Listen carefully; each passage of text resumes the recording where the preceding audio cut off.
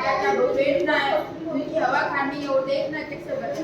ये पेपर लेके जाएंगे अपन, उसके ऊपर ड्राइंग करेंगे, ठीक है। ये पन्ना, ये जो भी मतलब नीम का पौधा है, नीम के पौधे में क्या क्या है, पीपल में क्या क्या है, और भी जो पौधे क्या है, बाहर पौधे लगे हुए हैं ना, आप देखते हो हैं, कितने सारे पौधे आते हैं स्कूल में। चार पांच वहाँ देखना है, ठीक है। बीच में जाके कितना ये पौधे हैं, बैठना है, इसलिए ड्राइंग बनानी है। फिर ये सोचना है पौधे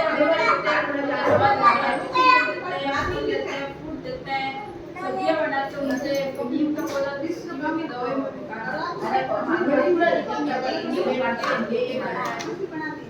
समझ में आया ना।